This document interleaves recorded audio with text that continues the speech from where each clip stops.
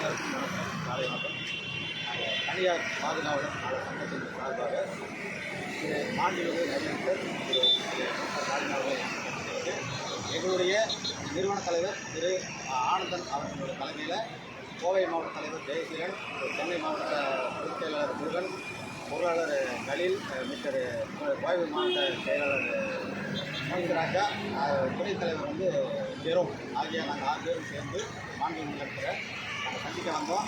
எங்களுடைய கோரிக்கைகள் ஒரு 9 கோரிக்கைகளை நாங்கள் தலைவருக்கு நிறைவேற்ற நாங்கள் கொடுத்துருக்கோம். ஏன்னா எங்கே பார்த்தாலும் இன்றைக்கி காவல்துறைக்கு அடுத்தபடியாக பாதுகாவலர்களாக ரொம்ப மண்ணிலையும் மழையிலையும் குளிர்லையும் ரொம்ப பாதிக்கப்பட்டிருக்காங்க. அவங்களுடைய வாழ்வாரம் பாதிக்கப்பட்டிருக்கு. குறைந்த சம்பளத்தில் 12 மணி நேரம் வேலை எங்கே பார்த்தாலும் அதுதான் நடந்துகிட்டு இருக்குது. ஸோ இதெல்லாம் ஒரு மாற்றி எங்களுக்கு வாழ்வாதாரம் கொடுக்குறதுக்காக நாங்கள் என்ன எங்கள் கோரிக்கை என்ன அப்படின்னா 8 மணி நேரம் 12 வேலை செஞ்சுட்டு இருக்காங்க. அது 8 மணி நேரமாக படித்து 3 ஷிஃப்டாக கொடுக்கணும். வாரத்தில் ஒரு நாள் விடுமுறை கொடுக்கணும்.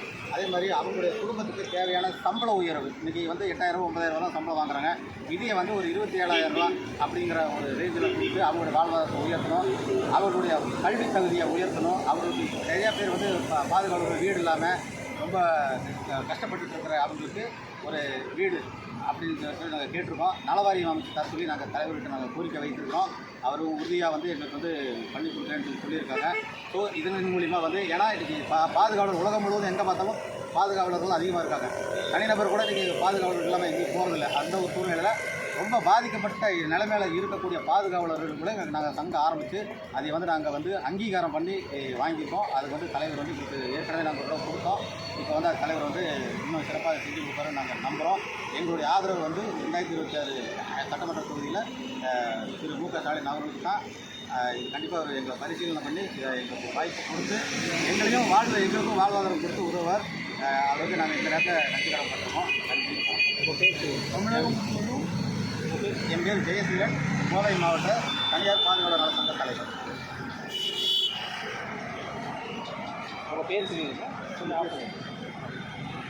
தமிழ்நாடு தனியார் நிறுவனம் பாதுகாவலர் நல சங்கத்தின் நிறுவன தலைவர் ஆனந்தன் உங்களிடம் இந்த நடக்கும் 2026 சட்டமன்ற தேர்தலில் தமிழ்நாடு முழுவதும் எங்கள் செக்யூரிட்டி நிறுவனத்தில் இருக்கும் உறுப்பினர்கள் 5000 பேர் இருக்கிறார்கள். அவர்களின் ஆதரவுடன் இன்று நாங்கள் அறிவாலயம் வந்திருக்கிறோம். ஐயா மு க ஸ்டாலின் அவர்களிடம் எங்கள் செக்யூரிட்டி ஆதரவை கொடுத்திருக்கிறோம். லெட்டர் மூலமாக கொடுத்துருக்கிறோம். பார்த்தீங்கன்னா தமிழ்நாடு முழுவதும் எங்கள் செக்யூரிட்டி சங்கம் செயல்பட்டு இருக்கிறது. இதுக்கு ஒரு கோரிக்கை நாங்கள் ஒரு 2 வருஷமாக நான் கொடுத்துருக்கிறோம். தமிழக சட்டமன்றத்தில் நாங்கள் கோரிக்கை மனு கொடுத்துருந்தோம். நாங்கள் இதுவரையும் நிறைவேற்றவில்லை. ஆகையால் இந்த சட்டமன்ற தேர்தலில் 2026 சட்டமன்ற தேர்தலில் எங்களது கோரிக்கையை உறுதிமொழியாக அளிக்க நாங்கள் கொடுத்திருக்கிறோம். என்ன என்றால் ஒரு செக்யூரிட்டி வாழ்வாதாரம் முற்றிலும் பாதிப்பாக தான் இருக்கிறது. ஒரு 5,000 ரூபாய் சம்பளத்திலும் 8,000 ரூபாய் சம்பளத்தில் தான் 12 ஒரு டியூட்டி பார்க்கிறார்கள். இந்த வெயிலையும் மழையிலையும் கஷ்டப்பட்டு இருக்கிறார்கள். வாழ்வாதாரம் பாதிப்பு. இன்று விலைவாசி உச்சத்தோட வகையில் தான் இருக்கிறது. தங்கத்தை பார்த்திங்கன்னா இன்றைக்கி வாழ்வாதாரம் முற்றிலும் பாதிப்பு. ஒரு பெண் பிள்ளையை கட்டி கொடுக்க வேண்டும் என்றால் ஒரு சவரம் 1.25 லட்சம் ஆகிறது. ஆனால் இன்று வாழ்வாதாரம் செக்யூரிட்டி முற்றிலும் பாதிப்பு. ஒரு பெண் பிள்ளையை எப்படி கட்டி கொடுப்பார்கள்? இந்த காலகட்டத்தில் நகையை வைத்து தான் பொண்ணை கட்டி கொடுப்பார்கள். இன்றைக்கி நகையை இல்லாமல் எப்படி கல்யாணம் பண்ணுவார்கள்? இந்த நகை விலையை குறைக்க இந்த மத்திய அரசும் மாநில அரசு இணைந்து அது செயல்பாட்டில் கொண்டு வர வேண்டும். வாழ்வாதாரத்தை முற்றிலும் உயர்த்த வேண்டும்.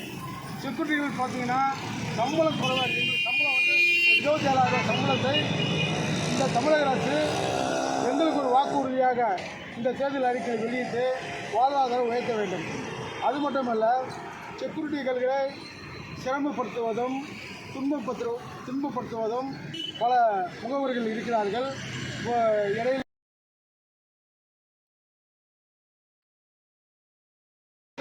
செயல்பாட்டில் இருந்தார்கள்.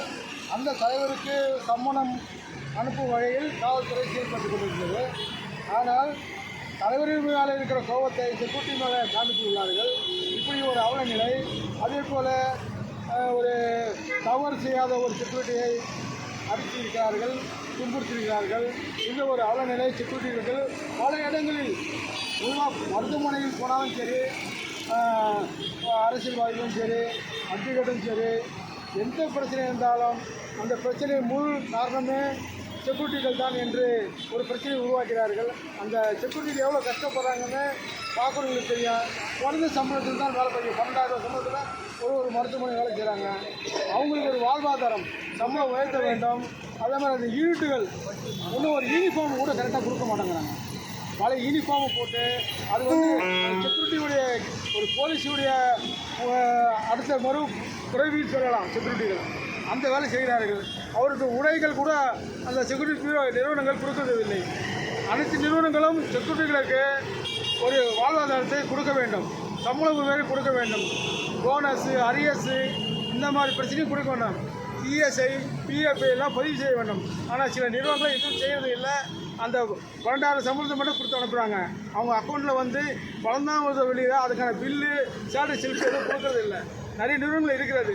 இதுக்கெல்லாம் முற்றுப்புள்ளி வைக்கத்தான் இன்று நாங்கள் இந்த சட்டமன்ற தேர்தலில் ஐயா ஸ்டாலின் அவர்களை சந்திக்க வந்தோம். தலைவரை பார்க்க முடியாத ஐயா RS பாரதியிடம் அந்த மனுவை கொடுத்திருக்கிறோம். ஆனால் இந்த எலெக்ஷனில் எங்களுடைய வாழ்வாதாரம் எங்களுக்கு முன்னேற்ற பாதையில் செல்லும் என்ற நம்பிக்கை இருக்கிறது. நன்றி. ஆனந்தன், நிறுவன தலைவர். தமிழகத்திலேயே முதல் முறையாக தனியார் நிறுவன பாதுகாவலர்களுக்கு என சங்கம் ஆரம்பித்து தமிழகம் முழுவதும் இயங்கிக் கொண்டிருக்கக்கூடிய ஒரே சங்கம் நம்முடைய சங்கம் என்பதை இந்த நேரத்தில் நாங்கள் தெரிவித்துக் கொள்கிறோம்.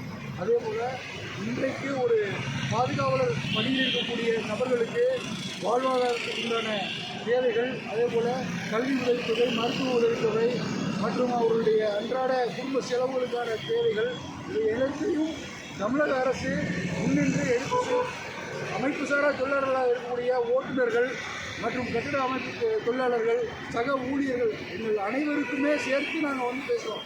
இவங்க எல்லாருக்குமே வந்து என்ன பண்ணணும்னா அடிப்படை தேவையான உதவித்தொகை, மருத்துவ உதவித்தொகை, ESPF உள்ளிட்ட அனைத்து விஷயங்களையும் தமிழக அரசு முன்னின்று எடுத்து செய்து தர வேண்டும். இந்த தேர்தல் காலகட்டத்தில் நம்மளுடைய விடியல் அரசின் முன்னிலையில் நாங்களும் அங்கு விடியலோடு சேர்ந்து பயணிக்க விருப்பப்பட்டதன் காரணமாக அனைத்து அடிப்படை தொழிலாளர்களுடைய சார்பாக நாங்கள் எங்களுடைய முழு ஆதரவையும் திராவிட முன்னேற்றக் கழகத்திற்கு முழுமையாக அளிக்கிறோம் என்பதை தெரிவித்துக் கொள்கிறோம். கோவை மாவட்ட துணைத் தலைவர் ஜெரோம்.